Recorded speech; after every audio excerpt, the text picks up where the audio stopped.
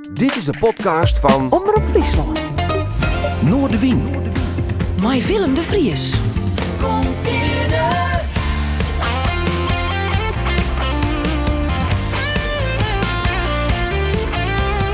Alles wat te speelt. Omroep Friesland. Tin whistles, mouth organs, any noise, they piped away to glory and the grave. Foolish and young, the gay and golden boys, love cannot save, cannot save. High heart, high courage, the poor girls they kissed, run with them, they shall kiss no more, alas. Out of the mist they stepped into the mist, singing they pass, they pass.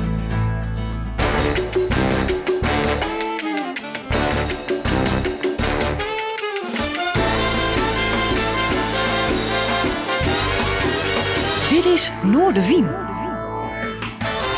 Goeie, en welkom bij Noordewien. Je hebt bij mij een bijzondere gast onder de tafel. Het is alweer een tientje verliezen, maar hij kwam mij een hele nieuwsgierige cd uit. Het was in Tredding Totaal, sinds ik er voort maar even bij. En de titel die In Flanders Fields. Ja, dat refereert inderdaad om de Eerste Wereldoorlog. Dat zou je net zo gauw verwachten van een artiest die voornamelijk het hele hier in Friesland werkt en leeft. En een proto spielertekker. Ik had het over Hans Wichman. Mooi is de best, welkom. Dank. Ik neem die maar even muzikant, maar dan ben ik leraar. Ja. En volgens mij nog een enorme poëzieliefhebber, of niet? Ja, zeker. Ja, absoluut. Ja. Ja. Wat Ja. wie er eerst? Nou, grappig genoeg was de poëzie eerst. Want op de middelbare school, destijds moest je dan zelf een gedicht schrijven. En destijds vond ik dat niks. En ik denk, ik vond het maar een beetje onzin. Maar achteraf gezien, jaren later, keek ik terug naar mijn eerste gedicht. En toen zag ik daar al thema in terugkomen. Dacht ik van dat ik nu nog steeds eigenlijk heb. Dus, en toen ik ging studeren, het was een vriend van mij die schreef zelf zijn eigen gedichten. Ik denk, oh, wat leuk. En toen ben ik ook gedichten gaan maken. En dat ging heel makkelijk eigenlijk. En dat was superleuk. Zeker als dat loopt. Hè? Zoals je weet, als je creatief bent en het gaat lopen, dan is dat prachtig. En pas later ben ik muziek gaan maken en ook later pas eigen liedjes gemaakt. Dus de gedichten kwamen eerst. Ja. Had het een bepaald thema? Was kreust oer of dorst het nog steeds? Wat binnen de thematiek is maar? Wat ik altijd mooi heb gevonden is de wereld zelf. Als je naar de wereld kijkt en ik kan me nog heel goed herinneren bepaalde. Het gaat om iets heel flauws. Dat je kijkt naar 1 vierkante centimeter op een bemost stukje hout of zo. Dat er van alles gebeurt eigenlijk. Het is een mini-wereld. Het is eigenlijk een universum op zichzelf. En je hebt de neiging om eroverheen te kijken. En zo van, je ziet alleen de mensen, wat mensen hebben gemaakt. Maar niet wat je gewoon op elke centimeter natuur, wat er allemaal voor prachtigs is. En met name natuur heeft me altijd erg getrokken. Ja. En toch geen bioloog worden? Nee. Hoe kan? Dat had ook zomaar gekund. Want toen ik ging studeren, toen ik van de middelbare school afkwam, vond ik eigenlijk alles leuk. Maar goed, ja, je moet kiezen. En als je 18 bent, kijk, de ene weet met 18 al precies wat hij wil worden. En de andere denkt van, wat zal ik eens gaan doen? En bij mij was dat het geval. En toen heb ik natuurkunde gedaan. Dus wel in de beta-hoek, zeg maar. Maar achteraf gezien had ik dat niet weer gedaan. Prachtig vak. Echt heel mooi. Maar ik denk dat het achteraf gezien iets minder bij me paste dan sommige andere vakken. Ja, letter best Zwits, een beetje best wiskundeleraar. Ja. Net helemaal wat oors, maar toch wel een hele andere wereld. Ja, precies, ja. Maar dat verhaal zit sowieso wel een beetje bij. Want dat is toen zo'n van natuur geniest. Mm-hmm, ja, en dan komt het bij de Eerste Wereldoorlog, wat natuurlijk het synoniem is van het kapotmaatje ervan. Absoluut, ja. Maar misschien zit dat ook wel in de menselijke natuur, om het maar even zo uit te drukken. Dus daar kunnen we het heel mooi over hebben. Want de oorleding is in Flanders Fields. Straks komen we er nog wijdwijdig op terug. Hoe best bij dat Eerste Wereldoorlog? Ging het om die oorlog op hemzelf? Of wie er een oorverhaal te vertellen van, in dit geval ik nog een dichter, hè, die daar de oorleiding van wie. Nou, ik ben niet specifiek gericht op oorlog in het algemeen. Je hebt ook mensen die er zeg maar een studie van maken en die veel oorlogen in de geschiedenis bekijken. Dat had ik niet. Maar ik had wel het gevoel na mijn eerste 2 cd's dat ik dacht van nou, ik moet even iets anders. Want ik wil juist mooie dingen beschrijven en tegelijkertijd had ik ook het gevoel dat ik dacht van nou, dat moet ik nu even aan de kant zetten en iets anders. En nou ja, dat heb ik, dacht ik vorige keer ook verteld. Toen kwam ik gedichten tegen van Wilfred Owen. En toen was ik meteen van mijn sokken geblazen. Ik denk zo, dat is het. En deze man heeft natuurlijk gevochten in de Eerste Wereldoorlog. Hij werd uitgestuurd naar België en Frankrijk. En hij is ook overleden in de Eerste Wereldoorlog. Maar met name zijn gedichten hebben mij... dat ik dacht van, nou, hier moet ik iets mee. Dat heeft me... En de Eerste Wereldoorlog is natuurlijk ook... Ja, hoe raar het ook klinkt... Het spreekt in zijn beeldvorming enorm tot de verbeelding. Meer nog dan de Tweede Wereldoorlog. Ja, die heeft zijn eigen beelden die gewoon gruwelijk zijn. Maar de Eerste Wereldoorlog met zijn loopgraven... waar mensen jaren in zaten, bij wijze van spreken, waar ze ongeveer verzopen. Dat spreekt toch... Ja, dat is gewoon een heel pakkend beeld. Ja, de totale waanzin eigenlijk. Ja, precies, dat is het. Ja. Dat je met z'n allen tegenover elkaar staat. En ook juist ook weer van die positieve verhalen die dan ook weer komen. Dat als het kerst is, dat die Engelsen en Duitsers samen kerst gaan vieren. Nou, dat is dan mijn voetbalwedstrijd, hè, volgens mij. Ja, nog. Precies. Ja. Dat is dan ook wel weer vreemd, maar wel mooi. Ja, hè? Ja, het betekent de gekte in uw kop, zeg ik wel. Nou, inderdaad. Ja, absoluut. Die volgens mij bij iedereen er enigszins aanwezig is, maar bij de ene wat meer dan de oren. Maar het pakt soms bizar uit. Ik bedoel, en dan is de link met Simburg ik vrij makkelijk maken dat we absoluut. al in Oekraïne Eerste Wereldoorlog-achtige toestanden absoluut. op dit moment meidje. Dus we zitten er net letterlijk middenin, maar history repeats himself. Ja. Hè? Jammer genoeg, ja. Hoe sjost hij nou? Omdat je zo'n cd-makkers... Sjost u überhaupt bij oren eigen zijn oorlog bijvoorbeeld in Oekraïne? Of? Nee, nou ja... Kijk, ik denk daar natuurlijk wel al jaren over na. Ik denk ook dagelijks bijna van hoe goed we het hier hebben. Dat we vanaf de Tweede Wereldoorlog eigenlijk gewoon zo'n periode van rust hebben. Dus ongekend in de wereldgeschiedenis natuurlijk. Maar je kijkt wel naar dat soort conflicten. Hè. We praten over Oekraïne. Nou goed, we praten nu ook over Israël. We praten over het Soudaan. Er zijn heel veel gebieden waar van alles gebeurt. Ja, meer dan 50 op dit stuit. Ja. Ik heb het niet geteld, maar nou ja dus. Maar het houdt me wel bezig, ja. Je moet dan helaas zeggen van ja, het is niet meer verrassend. Je hoopt dan dat de mensheid leert. En dat doen ze te weinig. Het zit zo weinig op, hè? Ja. En ook ik zit wel eens van National Geographic en dan jij het verhaal hoe de 10 van Egypte, de Romeinen, de Grieken. Ja, ik denk, het bollen net echt...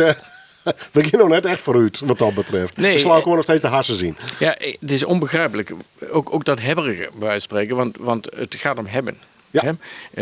Het misgunnen, hè? Eigenlijk. Het misgunnen, ja, precies. En dat is toch zonde, hè? Want het is ook logisch als... en dat soms heeft te maken met iets willen hebben wat iemand anders heeft. Zoals, die Poetin wilde graag Oekraïne weer terug. Ja, ik weet niet. Waarom? Ik bedoel, alsof Rusland niet groot genoeg is, denk ik dan. Nou, het is het grootste land van de wereld, qua oppervlakte. Ja, het is toch ongelooflijk. Ja. En dan is dus in Kremlin zitten, maar achter een bureau. En dan zei ze met die vinger, dat hele liedje, speelde prikje, dat wil ik hebben of zo. En vervolgens proberen ze dat hele land plat te bombarderen. En dan is het afhankelijk van één persoon, als het ware. Eén persoon bepaalt dan, die zegt van ik wil dat hebben. En dan vervolgens stort hij zijn eigen volk en dat van Oekraïne in de ellende. Dat is niet te geloven. Nee. Dat kan. Had wel eens, tenminste ik had wel eens die, en het is bijna kinderlijk. Je probeert je voor te stellen wat meestal daarin drukt. Maar daar is geen antwoord op, denk ik. Hè? Nee. Hast u er een antwoord op? Nee. En soms denk ik ook wel eens... misschien een aardige vergelijking. Soms is het dan moeilijk om voor te stellen... als je praat over muziek of boeken of zoiets... dan vindt één persoon vindt een bepaalde muziek prachtig. Hè? Waarvan ik dan denk van dat snap ik niet. Hoe krijgt hij naar En andersom ook Ja. natuurlijk. Hè? Dat die persoon denkt van waar deze figuur naar luistert, geen idee. Maar werkelijkheid is er ook een van. We weten allemaal dat mentale weerbaarheid of de manier waarop je naar de wereld kijkt... hangt heel sterk af van je opvoeding en hoe je jezelf ontwikkelt en waar je over nadenkt. Welke boek je leest, welke boek je niet leest, wat je hoort aan nieuws op het internet of juist niet. En dat bepaalt heel sterk je wereldbeeld natuurlijk. En ik vind het soms moeilijk te geloven wat voor wereldbeeld mensen soms hebben. Moeilijk om die daarin te verplaatsen. Ja, ik vind het soms moeilijk om te begrijpen. En als jij totaal anders kijkt naar een bepaald probleem... ik noem maar iets... het is natuurlijk ook een modern probleem. Bijvoorbeeld gifstoffen in de landbouw of zo. Nou, dan is dan een heel verhaal over... en glyfosaat natuurlijk. En er zijn aanwijzingen voor dat mensen daar Parkinson van krijgen. Maar ja, het lijkt mij als een veld helemaal geel wordt... dat ook voor jezelf niet gezond kan zijn. Ik zou het net in mijn tuin gaan willen dan. Nee, nou goed. Maar er zijn genoeg mensen die dat wel doen. En die denken van komt vast wel goed.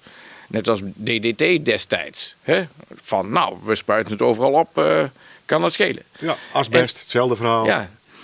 Dus er wordt... En dat begrijp ik dan niet. Natuurlijk is het dan moeilijker om bijvoorbeeld een goede oogst te krijgen. Dat snap ik wel. Maar tegelijkertijd, wat is de balans? Ga je dan liever voor een wat kleinere oogst die gezonder is, voor iedereen, bij wijze van spreken, ook voor jezelf als boer? Of ga je dan voor een grotere oogst en dan verdien je meer? Maar het gaat wel ten koste van je eigen gezondheid, van anderen, maar ook van de natuur die eromheen ligt. Dus die balans ligt voor iedereen anders en daar ga ik natuurlijk niet over. Maar soms vraag ik me wel eens af welke redenering mensen dan hebben. Ja, zo die boer ook met klem zitten in zijn onmacht. Ja, zeker. Kijk, Van, de supermarkt hebben natuurlijk... als ik het omgooi, heb ik A, geen antwoord op. Ja. B, geeft misschien de hele business wel naar de kloot. Ja. Dan mag ik misschien wel timmerman worden. Of zo, Ja. weet ik veel. Dat erg is. Maar die zit ook vast in zijn patroon. Hè? Absoluut. Ik moet ook zeggen, en dat weten we ook allemaal, dat de markt wordt gedomineerd door de supermarkten. En er zijn een paar grote supermarkten die in ons land de dienst uitmaken. En die bepalen ook natuurlijk in grote mate de prijzen die ze betalen aan boeren. Dus ik zie ook echt dat een probleem is. Maar dat betekent dus dat de overheid, vind ik, dus daar iets aan zou moeten doen. Nou ja, daar kom ik een beetje. Die maat in die boer is, we helpen die. Precies, ja. En dat werkt de bedoeling. Nou, Stimuleer die mensen om... we compenseren die. Zet Precies. dus toe aan dat welk spul dan ik. Ja. Ik bedoel, ik ben geen wetenschapper, maar dat geeft net met broek. Hoeft te broeken. Hoeft te gebruiken, ja, Ja, precies. en dan haast dan wel inkomen en dan mag Ja. misschien krijgen we het oors, maar we helpen die, we begeleiden die vanuit Absoluut. een universiteit, vanuit een ministerie. Ja, daar ben ik 100% mee eens. Je moet, en dat is net als met de supermarkten met het kopen van spullen, dat mensen moeten gestimuleerd worden om gezonde spullen te kopen. Nou, daar wordt ook te weinig gedaan. BTW op groenten en dat soort dingen, nou, dat moet je niet verhogen. Dan moet je aan de kant schuiven en dan zeggen, nou, doen we lekker niet. Je probeert mensen gezonder te laten leven. Ik vind dat de overheid daar gewoon echt veel laat liggen. Ja. Muziek. We draaiden Joining the Colors aan het begin. Ja. Waarom dat noemen? Wat voor verhaal zit daarachter? Joining the Colors gaat echt over die jongens die dan opgetrommeld worden om de oorlog in te gaan. En ze lopen dan weg vrolijk. Ze zingen en zijn met z'n allen. En ze zwaaien iedereen die aan de kant staat. Maar tegelijkertijd ook de gedachte van ze komen waarschijnlijk niet meer terug. En de liefjes, de meisjes die dan meehollen en ze nog een laatste zoen geven, bij wijze van spreken, een grote kans dat ze elkaar nooit meer zien.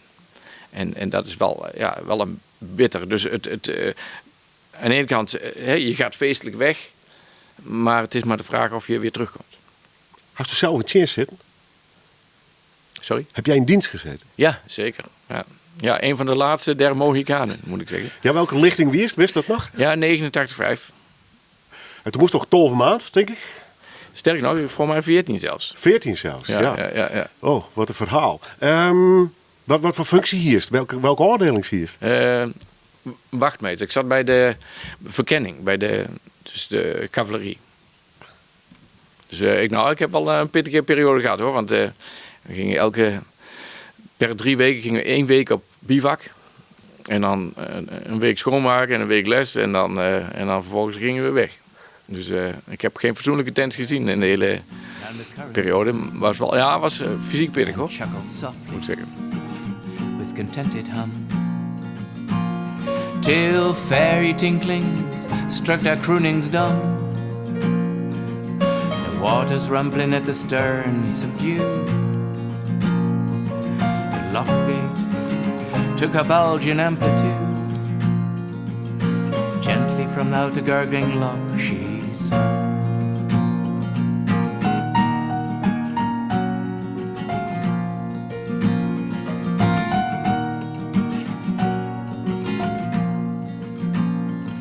One reading by that calmback, shaded eyes.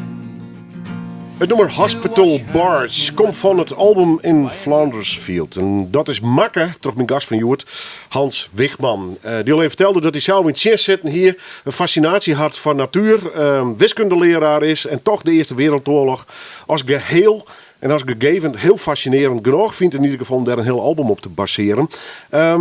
Ik moet het toch even vragen, want als ik op jou google, dan woon jij in Leeuwarden en doe jij ook heel veel in Friesland. Maar je klinkt niet als een Fries. Nee, Hoe zit dat? Ik ben in Hilaard trouwens. Ah. Maar goed, dat hoort bij de gemeente. Ja. Maar goed. Nee, ik kom oorspronkelijk uit de Achterhoek. Ja, je klinkt als een Limburger. Ja, nou, dat vind ik zelf niet. Ik heb wel een zachte G, maar dat komt ook omdat ik heb ook jaren in Nijmegen gewoond. Nou, daar hebben ze ook behoorlijk. Dus in de Achterhoek hebben ze al een beetje zachte G. In Nijmegen heb ik is dat natuurlijk nog erger. Ja, want hij is studeren, hè? Ja, klopt. Ja. En versteert mij nog een beetje of net? Jawel hoor, ja. Nee, want die had les in Ljouwert. Ja, en ik denk dat Nederlands behoorlijk de voertaal is. Dus ik denk dat is toch heel vaak Fries eerste woord. Nou, er zijn behoorlijk wat kinderen bij ons op school die onderling Fries praten. Toch nog wel? Ja hoor, ja, zeker. Ja. De voertaal in de klas, de docenten spreken over het algemeen wel Nederlands. Maar er zijn ook genoeg docenten die, als ze de gelegenheid krijgen, dan spreken ze Fries. Maar er toch een Frieske pruttelen worden. Ja. Wat voor reis wie het van die jeugd naar die studentenschap? Dat is toch een leuke studententijd, hoor? Ja, absoluut. Ja, ik zeg tegen de leerlingen ook altijd van maak zoveel mogelijk van die tijd die je hebt tussen en de middelbare school en dat je eindelijk aan het werk gaat. Want dat is de beste periode van je leven, omdat je dan de gelegenheid hebt om jezelf te ontwikkelen. En om te vinden wie je bent. En zeg maar dat je persoonlijkheid ontwikkelt. Dat is heel belangrijk. En dan heb je nog geen verantwoordelijkheden. Je hoeft nog geen huis te dragen of geen gezin of zoiets. En dat is, in die zin is dat natuurlijk de mooiste periode van je leven. Ja, het is lekker omstuiteren. Ja, je kunt de vleugels uitstaan. Mooie gedichten schreeuwen. Precies. En je hebt ook best veel leerlingen tegenwoordig die na de middelbare school een tussenjaar nemen. En dan gaan reizen bijvoorbeeld. Nou, vind ik een heel goed idee. Vroeger was het gewoon dat je vanaf de middelbare school meteen doorging naar de universiteit of een andere vervolgopleiding. En eigenlijk achteraf gezien, maar dat was in die tijd gewoon niet. Achteraf denk ik dat het ook voor mij persoonlijk beter was geweest om even een jaar tussenuit te gaan. Om te kijken van wat wil ik nou eigenlijk en wat drijft mij en wat heb ik nodig. Ja, want toen zei ze al even, toen kwam ik op de studie natuurkunde te lonen, eigenlijk daar best bij stoppen. Nee, die heb ik gewoon afgemaakt. Die was wel helemaal aanmaken? Jazeker. Oké. Ja. Nee, ik vond wel dat ik het af moest maken. Ja. Oh, dat is wel heel plichtsbewust. Nee, maar ja, kijk, het voornaamste was, je begint eraan en het begin is dat, ik vond een heel pittige studie hoor. Want natuurkunde is, denk ik, een van de pittige studies die er zijn. En zeg maar op de middelbare school was ik vrij goed. Maar dan kom je er vandaan met enig zelfvertrouwen. Maar toen ik aan de studie begon, was ik opeens heel matig. Ten opzichte van sommige andere lieden. En dat, als je zelfvertrouwen krijgt, er wel een deuk van. Maar goed, ik vond wel dat ik het af moest en wilde maken. En daar ben ik ook blij om, dat moet ik wel zeggen. Ja, maar vervolgens is dus terug naar de wiskunde? Nee, niet. Ik ben toen... daarom ben ik in Friesland terechtgekomen. Want toen ik klaar was met de studie, toen zocht ik een baan. Maar goed, op natuurkundeterrein is dun gezaaid. Onderzoeker, er zijn maar heel weinig banen. Dus dan moet je al snel in het bedrijfsleven kijken of ergens anders. En Egon hier in Leeuwarden, die wou mij wel hebben als programmeur. Nou had ik helemaal geen verstand van. Sterker nog, ik had nauwelijks nog een computer gezien. Maar gezien je opleiding weten ze dat je wat kunt. En dan krijg je interne opleiding van, dat was toen, een interne opleiding van 2 maanden. En aan het eind ervan zeggen ze of je mag blijven of niet.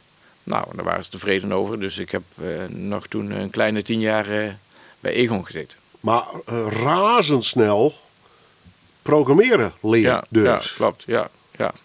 Dat is ongelooflijk.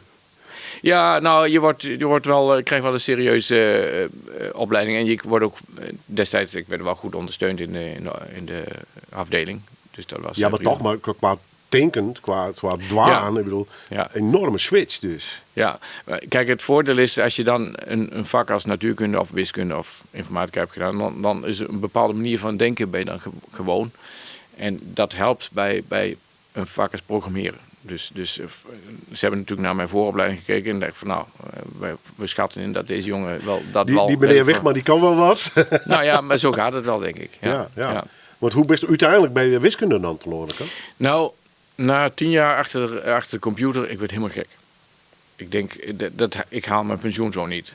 Mijn motivatie ging ook door de vloer, want kijk, de eerste paar jaar is leuk, dan leer je wat nieuws. En dan denk ik van kom maar op. En op een gegeven moment krijg je een soort van draaimolen dat alles weer hetzelfde gaat. En ik werd gewoon helemaal gek om alleen maar een relatie te hebben, bij wijze van spreken, met je computer. Want je zit achter de computer. En in het begin, in een aantal jaren lang, kon je dan ook wel met de mensen waarvoor je programma's maakte. Want dat was voor intern. Je maakt dan voor de mensen die verzekeringen verkochten. En dan maak je dan programma's zodat ze kunnen werken. Gegevens inkloppen. En dan moest dat goed werken natuurlijk. En je kon nog wel zeggen tegen iemand, werkt het allemaal goed? En dan zeggen ze, Hans-Johan, prima. Alleen als ik daarop klik, dan klopt het niet. Moet even veranderen. En dan zeg ik, top. Maar zelfs dat werd er op een gegeven moment tussenuit gehaald. Want dan moest je dat weer rapporteren aan iemand die tussenin stond. Ik denk, dan gaat de lol er helemaal af. En ik had gewoon echt het sociale nodig. Dus... ik ben om 2 redenen eigenlijk omgestapt. Ten eerste dacht ik zit hier alleen maar voor mijn centen en ik weet eigenlijk niet zo goed waarom. Ik ben niet zo van het is mooi om een salaris te hebben, maar het geld op zichzelf verdienen vind ik te weinig. Nee, het is geen doel op zich. Nee. En ik miste de sociale contacten. En toen ben ik in één keer ook voor de klas gaan staan. Dus er zaten precies 2 weken tussen de klas en het kantoor. Achteraf gezien, een beetje kamikaze. Maar ik heb er achteraf in ieder geval geen spijt van. Ja, maar ben je bij een beetje wiskunde knobbel van squalen kamer of net? Of, wat is toen een bevoegdheid? Nee, toen nog niet. En ik heb dat in de avonduren net gedaan. Ja. Best een switch dus eigenlijk. Ja, enorme switch, ja. En spannend.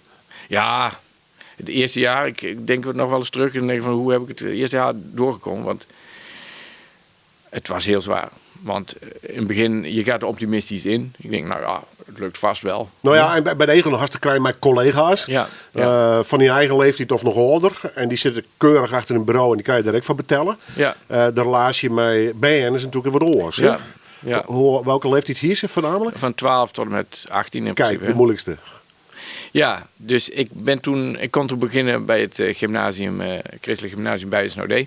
En achteraf denk ik dat een geluk voor mij is geweest. Want ik denk, het zijn gemiddeld genomen best brave kinderen. En echt leergierig vaak ik nog? Ja, hoewel... Dat ben je natuurlijk. Zeg maar, er zijn... Een relatief groot deel is dat wel, maar natuurlijk ook een aantal niet. Hè? Het blijft natuurlijk wel puberwerk. Hè? Zo is dat. Ja. Het zijn ook normale kinderen. Hè? Maar... Koers daar wat mee omgaan? Ja, maar kijk, als je nog nooit voor de klas hebt gestaan en je kunt leuk boekjes lezen, zo moet ik het doen. Maar als je praat over een vak waar je ook, dat geldt voor meer banen, je leert het pas in de praktijk. Dus voor mij gold ook dat ik gewoon echt een paar jaar nodig had om een beetje normaal voor de klas te kunnen staan. En dan met name 2 dingen. Het uitleggen, want dat klinkt raar, maar goed uitleggen is best moeilijk. Om in korte tijd iets goed uit te leggen. Maar met name, en dat geldt voor de meeste beginnende docenten, het orde houden. Hoe manage ik in klas? Ja. En dat was in het begin super moeilijk. En dat heb ik gewoon niet goed gedaan. Wat is de heilige graal trouwens? Hoort een hok vol pubers in bedwang? Nou, misschien wel. Heel streng zien of niet? Nou, streng is, dat wordt wel vaak gezegd. Ik vind het belangrijkste, want er zijn genoeg docenten die helemaal niet zo streng zijn. Maar die dan van zichzelf iets hebben waardoor kinderen toch meegaan. Dus daar zit hem niet in. Het is met name dat je goed duidelijk hebt, voor jezelf duidelijk hebt wat je wil. Ik kan me nog heel goed herinneren, in het begin waren er kinderen die zeggen van, meneer, mag ik naar de wc? En dan denk je van, ga ik dat doen of niet? Zo, dus dan wordt je een vraag gesteld waar je nog geen antwoord op hebt. En die kinderen voelen onzekerheid. Dus hoe onzekerder je bent, hoe moeilijker het wordt. Dus dat is eigenlijk volgens mij het belangrijkste. Dus dat je voor jezelf duidelijk hebt wat je wil. Be sure. Ja. En dat geldt natuurlijk voor heel veel banen. Maar het geldt zeker voor de klas ook, ja. Kun je je voorstellen dat er nog weer eens zo'n switch in je leven komt? Of is dit het wel? Klinkt wat dramatisch, maar... Nou, ik kan me voorstellen dat ik in de laatste jaren misschien nog wel een soort andere rol wil. Maar op zich, het onderwijs bevalt me wel. Ik ben niet zo'n bedrijfsleven persoon. Wat ik al eerder zei, ik ben niet zo van focus op winst of dat soort dingen. Dat interesseert me eigenlijk helemaal geen bal. Nogmaals, ik ben blij dat ik een normaal goed salaris heb. Absoluut. Maar ik ben niet van het bedrijfsleven. Dus het onderwijsveld vind ik nog steeds superleuk. En ik vind het nog steeds superleuk om les te geven. Maar ik kan me wel voorstellen dat mijn rol daarin nog een keer wat verandert. En ondertussen mijn muziekdwaande wijze. Ja, mooie albums uitbrengen. Dat brengt hij in deze studio. We gaan noemen draaien overigens. Maar straks het verhaal nog wel even vertellen. Cramped in that funneled hole. A yawn of death's jaws, which had all but swallowed them, stuck in the bottom of his throat, half phlegm. They were in one of many mouths of hell, not seen of seers in visions, only felt as teeth in traps. When bones and the dead are smelt under the mud where long ago they fell. Cramped in that funneled hole. Komt van het album In Flanders Fields. En de muzikant die dit prachtige album maken had. Het wie zijn treden overigens zit bij mij op tafel. Hans Wichman. We hadden een beetje hoe die achtergrond horen. De gedichten in studietijd. En dan die Eerste Wereldoorlog. Ja, is dat een oorlog was nog steeds een proto-oerlijst of net? Of is dit een verhaal wat op zijn album kwijtkist? Ja. Maar de gedichten natuurlijk van die Wilfred Owen. Maar en dan gist weer verder of net? Hoe mag dat zien? Nou, ten eerste viel mij op dat met name in de Eerste Wereldoorlog zijn er heel veel gedichten geschreven. En ook heel goede gedichten. En naar mijn gevoel is van de Tweede Wereldoorlog bijvoorbeeld relatief minder werk. Dus alleen al daarom kon ik ook makkelijk een verhaal bouwen. Ik heb proberen een verhaallijn te creëren met gedichten uit de Eerste Wereldoorlog. Ik heb er trouwens nog een behoorlijk aantal liggen. Dus in de toekomst ga ik... Komt er nog een deel 12 of niet? Ja, dan wil ik nog een tweede deel maken inderdaad. Dus ik heb er nog een stuk of 15 liggen of zoiets. Dus in die zin kan ik nog wel even vooruit. Maar ik ga nu eerst een ander project doen, maar het ligt wel in het verschiet. Ja. Komen we straks nog even over de toekomst in ieder geval. Nou, dan had het alleen een beetje over die Wilfred Owen. Ja. Bijzonder verhaal natuurlijk. Ja. Zelf onderdeel van de oorlog. Dus net iemand die op afstand shot, maar er een onderdeel van is. Ja, absoluut. Ja. Spruts daarom zijn werk ik zeg goed hoor. Misschien, kijk, wat ik met name Wilfred Owen is heel... Hij drukt zich heel mooi uit en tegelijkertijd je voelt ook het persoonlijke, zeg maar.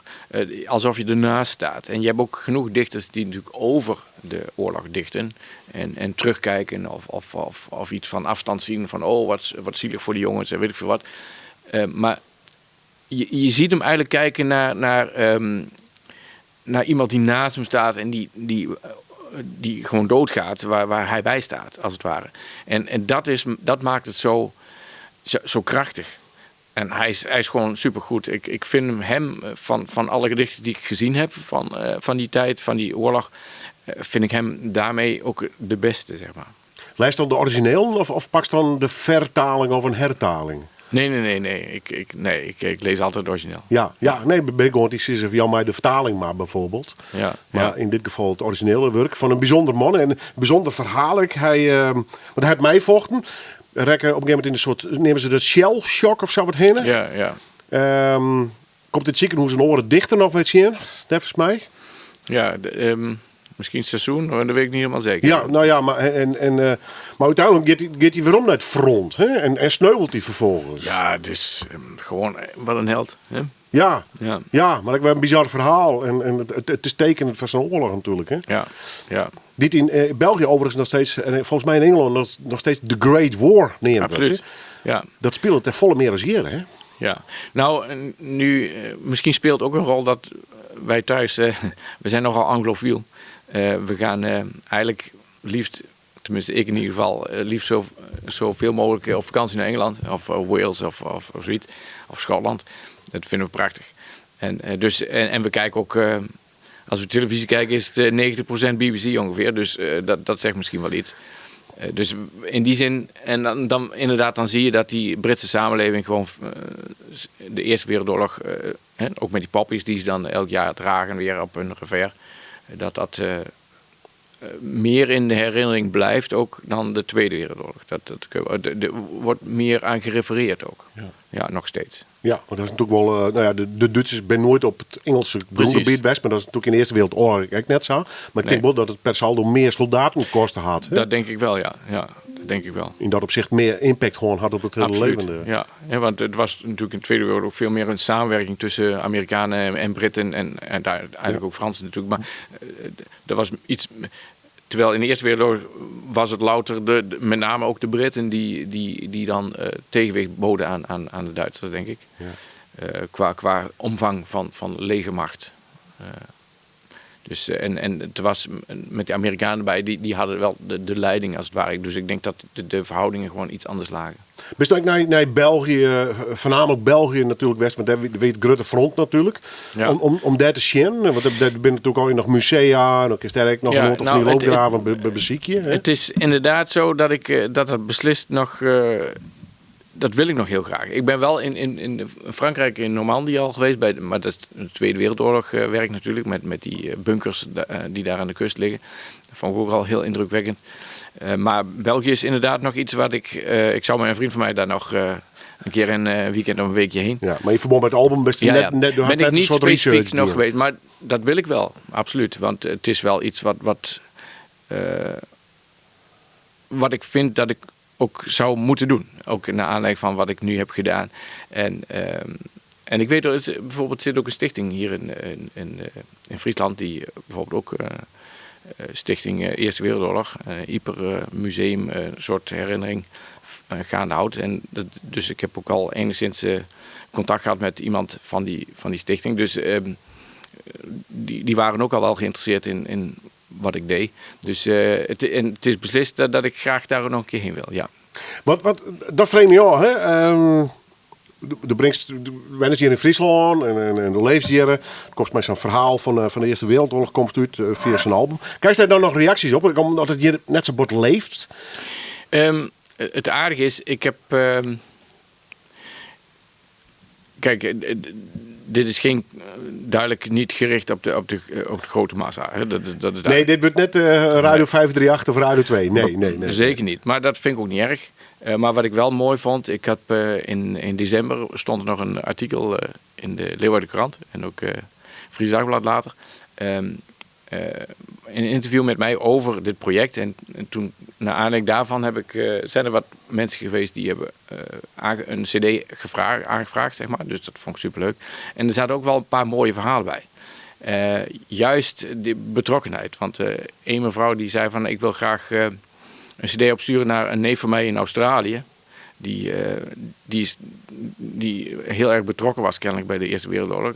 En dat ze wilde graag een cd voor hem bestellen. Nou, dat zijn super mooie dingen. Ze krijgt het toch weer een extra laag. Ja, maar dat vind ik echt mooi. En ook iemand was erbij die zegt, ik wil voor mijn dochter wil ik graag een cd bestellen, want die heeft geholpen bij archeologisch onderzoek in België. Bij het terughalen van de identiteit van daar begraven soldaten, zeg maar. Dat vind ik mooie verhalen. Dat is prachtig. Het album heet In Flanders Fields, maar er was meer maken. Dit weer een tweede album, ontnota. Een van de vorige albums wie Steering the Stillness Grey. Ja. Dat is net mij als thema oorlog, hè? Nee. Dat is dus inderdaad juist gericht op de schoonheid van de natuur. De tweede helft van de cd is zeg maar met name gewijd aan sonnetten van ene Thomas Caulfield Irwin. De goede man heeft heel veel geschreven, alleen in de vergetelheid geraakt. Hij is ook arm gestorven, geloof ik. Geen echte lollig einde. Maar ik vind wel dat hij hele mooie gedichten heeft geschreven. En ik heb dus het tweede deel van de cd heb ik dus gewijd aan die sonnetten. En die met name gericht zijn op de mooiheid, de schoonheid van de natuur als het ware. En een soort melancholie vaak. Vaak melancholie en liefde voor de natuur gaan vaak samen. Hè? Dat zie je ook wel aan vaak Nederlandse dichters ook wel. Iets van die poëzie en de natuur en bijna het romantische wordt daarin Noord-Helst. Nog iets waarom te vinden in de wiskunde of net? Nou, eigenlijk niet zo, denk ik. Nee. Maar ik heb als wiskundige in Jet die dat zou uitlezen kennen dat het haast een poëzie wordt. Hè? Ja. Bist u in dat opzicht een echte liefhebber of net? Van? Wiskunde. Even in combinatie mee. Ja, nou niet als combinatie. Nee, ik vind. Best wel 12 verschillende werelden. Ja, precies. En wat ik al zei, ik vind wiskunde een prachtig vak. Maar wat ik al zei, voor hetzelfde geld had ik een ander vak. Ja, maar wat ik meer bedoelde in de natuur, is het heel soort logica waarom vinden. Ja, maar dat vind ik echt wel een beetje los van staan. Kijk, je kunt natuurlijk kijken naar rijen in zonnebloemen. En zo, nou, bijvoorbeeld. De rij van Fibonacci, die zit dan bijvoorbeeld in de rangschikking van zaadjes van de zonnebloem. Nou, op zich is dat ontzettend fascinerend. Ja. Absoluut. Maar ik heb daarmee nog geen combinatie met poëzie, moet ik zeggen.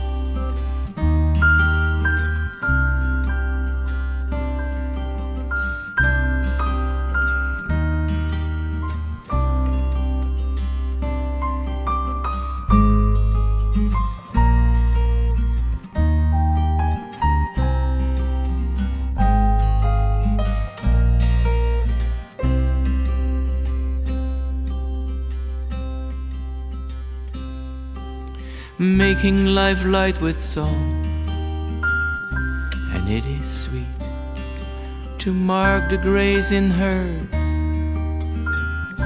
and list the cloud. Urge on his ploughing team with cheering calls, and merry shepherds whistling toils begun.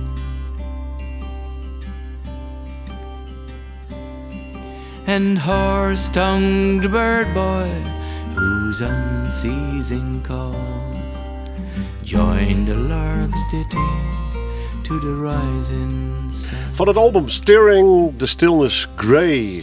Prachtig nummer. The Wheat Ripening, is ik het dan goed? Ripening. Ja, Ripening. Ja, denk ik al. Ja, dankjewel. Ik had gelukkig een anglofiel hier rond tafel te zitten. Hans Wichman, want hij zette dit op een prachtig album wat over het langer verlien uitgebracht is. Hans, die had toen gewoon over In Flanders Fields. best wel wat dwaande, maar wat nice, wat oorproject of net?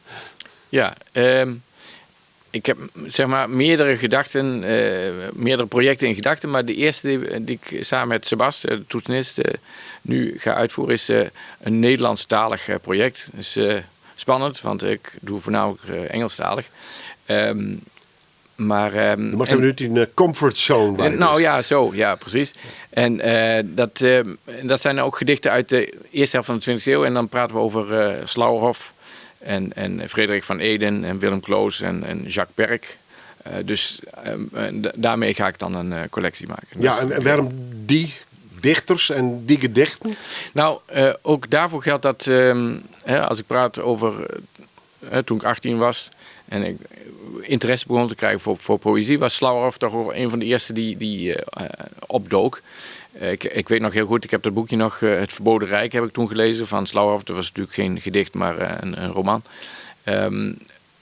En ook bij Slauerhoff geldt, waar we het er straks over hadden, ook die melancholie. En hij is natuurlijk wel erg somber. Het is geen zonnetje, Slauerhoff, dat is duidelijk. Geen lachenbekje, nee. Maar hij heeft wel krachtige gedichten geschreven. En dat vind ik wel heel mooi.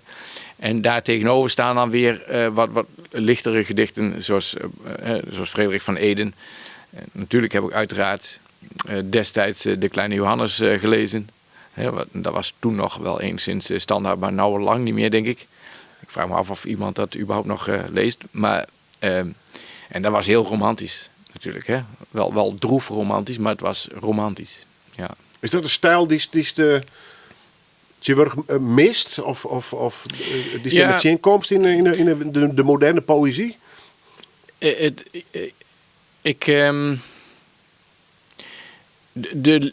Het lyrische, zeg maar, wat inderdaad veel oudere poëzie kenmerkt, is wel wat verdwenen, denk ik. En dat vind ik bijvoorbeeld ook jammer aan het Nederlands. Natuurlijk, en ik gebruik zelf ook heel veel Engelse woorden. En dat komt omdat je er zoveel mee bezig bent. Maar eigenlijk wordt het Nederlands wat schraler. Ook qua woordgebruik. En er zijn ontzettend veel mooie woorden, echt prachtige woorden die gewoon verdwijnen. Of al lang verdwenen zijn. En dat vind ik echt zonde. Want het Nederlands had destijds, nogmaals, we praten over 50, 60, 70 jaar geleden, veel te bieden. En ik heb het idee dat het wat schraler is geworden. Mensen accepteren ook niet meer, heb ik het gevoel, woorden die wat meer vragen van de fantasie of van de verbeelding, als het ware. En dat vind ik jammer. Gaat het Nederlands het Frieske achteruit, dat het een liedse taal wordt en dat volle meer oerheerst wordt door een gruttere taal? Het Fries ten opzichte van het Nederlands is misschien het Nederlands wel ten opzichte van het Engels. Hè? Dat zou heel goed kunnen, ja. Want kijk, wat ik altijd mooi vond aan de Belgen is dat ze, als er een Engels, ik weet niet of het nog steeds zo is, maar als er een Engels woord in de eigen taalgebied kwam, dan vertaalden ze dat naar een Belgisch woord. En dat vind ik prachtig. Maar dat doen wij in Nederland niet. Wij accepteren gewoon computer, blijft computer, bij spreken. En dus wij importeren heel veel woorden. Natuurlijk is het zo, als je naar de Nederlandse taal kijkt, zit heel veel Latijn in, zit zelfs Grieks in, er zitten heel veel Franse woorden natuurlijk in van oudsher. Dus we moeten niet doen alsof dat abnormaal is. Dat is altijd zo gebeurd, maar tegelijkertijd gaat het wel heel snel. Ik denk dat dat wel een punt van zorg is en ik denk dat de vergelijking niet onterecht is. Ja. Nou ja, door taalliefhebber. Ja. Hoe zit het trouwens, want we zitten er al even over, hè? Bepaalde trends in de Nederlandse taal qua poëzie. Ja, die verdwijnen en dat volgt er weer op. Dat soort ontwikkelingen, ben die te vergelijken met bijvoorbeeld met wat er in Engeland en met de Britse taal gebeurt of net? Ik vind dat die vraag een beetje moeilijk te beantwoorden. Wat ik wel denk is dat, nou ja, dat is ook een persoonlijk dingetje. Alleen als spelling, wij spreken. Hè. Wij hebben om de 10 jaar moeten dan in het Nederlands weer wat veranderen aan de spelling. Hè. Is het nou bessensap of bessussap en pannenkoek? En daar worden we niet goed van. In Engeland doen ze het volgens mij niet. Dus dan wordt het ook makkelijker om bijvoorbeeld oude teksten te lezen. Dus je kunt Shakespeare, natuurlijk staan er oude woorden in, Maar dat kun je prima lezen. En hoe meer je telkens sleutelt aan zo'n taal en je verandert de spelling. En je gooit als het ware de achtergrond weg van een taal. Dus waar het vandaan komt. Hoe moeilijker het ook wordt om die connectie te vinden met het verleden. Dus dan knip je als het ware de wortels wat af. En dat helpt niet om een taal geworteld te houden. Als het ware in wat er al was. Denk ik. Doe Ernst in Hilaard. Ja. Als Achterhoeker en met een Nijmeegse tongval. Jazeker, ja. Best verbonden met het Friese platteland. Had je in hart verlenen aan Friesland en het platteland of net? Of is het gewoon toeval en eindigt misschien straks toch nog in een cottage in Wales of zo? Wat denk je? Nou, dat denk ik niet. Want Nee? na Brexit zit dat er niet in. Nou, even los van het praktische, maar Ja, nou, kijk, wel leidt in hart. mijn hart ligt... maar dat is heel normaal. Waar je jeugd hebt doorgebracht, dat trekt. Hè? Dus het coulissenlandschap van de Achterhoek. Dus de afwisseling van velden en akkers en bos en water en beekjes. En dat trekt mij het meest. En welk dorp is er opgegroeid? Ik ben opgegroeid in Doetinchem. Dat is natuurlijk geen echt dorp. Nee, dat is meer stad. Hè? Maar we zaten wel aan de rand van de stad. En ik kon zo, bij wijze van spreken, de velden inlopen. En daar heb ik een hele goede herinnering aan. Maar dat is... Dus dat mis ik wel een beetje. Want ik woon nu op de klei, in principe. Ja, ik kan het heel ver zien, hè? Ik kan heel ver zien. En ik zeg altijd voor de grap... we hebben relatief gezien... we hebben net zoveel bomen in de tuin staan als in de rest van het dorp. Flauw gezegd. Wij zijn... mijn vrouw ook. Wij zijn allebei wel gek van bomen. Ja. Ja. Maar zoals die nog eens eindigen in Engeland of net? Als echt Nee, dat denk ik Anglofiel niet. net? Nee. Ik zou... De maatschappij daar is ook vrij hard, hoor. Cultuur, technisch gezien, is heel rijk. Maar de maatschappij is nog harder, volgens mij, dan wat we hier hebben. Dus ik denk niet dat we qua samenleving erop vooruit zouden gaan. Qua landschap zou ik, bij wijze van spreken, morgen verhuizen. Maar voor de rest eromheen denk ik niet. Ik denk dat we het in Nederland gewoon nog steeds heel, heel goed hebben.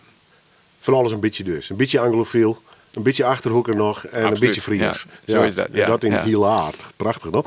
Goed, dwaan maar naar je project. Is dat al heel concreet of is het nog in de ontwikkelfase? Nou, ik ben nu samen met Sebas bezig om een arrangement te maken voor de liedjes. Ik zit nu ook op een stuk of 15, 16 of zo. Dus ik denk dat we al een heel eind op streek zijn. En dan komt het er straks op neer om een moment te vinden om dat fatsoenlijk op te nemen. Want dat is dan altijd best altijd een klus. De next step, zoals ze wel zeggen in Engeland. Nou ja, even naar het titelnummer van het album, Driverslijsten. In Flanders Fields. Wat is het verhaal van dit nummer? Nou, Of eigenlijk... zit dit van het hele album eigenlijk? Nou, wat ik mooi vind aan dit nummer... Dit is waarschijnlijk ook een van de bekendste gedichten uit de Eerste Wereldoorlog in Flanders Fields. Voor mijn gevoel is het... Wat ik er mooi aan vind, is dat het... eigenlijk in het moment zelf is... dat de oorlog er nu speelt. En tegelijkertijd is het ook een terugblik. Dus de persoon die aan het woord is, die zegt van... Nou, gisteren waren we nog normaal bezig met onze geliefden. Waren we nog normaal aan het leven. En nu staan we in de oorlog. Maar tegelijkertijd zegt hij al dat we er al liggen en jullie moeten doorgaan, onze strijd voortzetten. Dus als het ware, het is verleden, heden en toekomst als het ware samengeperst in één gedicht. En ik vind het heel sterk.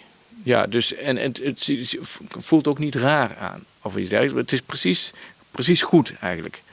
En zo van kijk terug en laat ons niet in de steek. De mensen die hier gevallen zijn, laat ze niet in de steek. Zet onze strijd voort voor het goede doel, als het ware. Dus ik vind het wel echt mooi. Ja. Dank u wel. And in the sky the larks still bravely singing.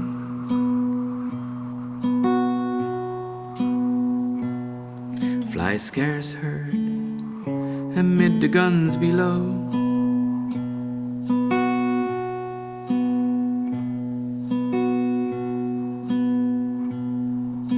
We are the dead. Sure days ago we lived, fell dawn, saw sunset glow.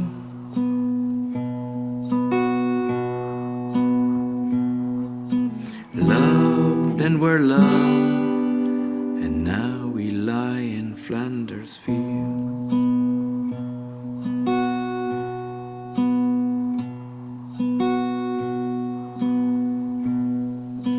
Take up our quarrel with the foe.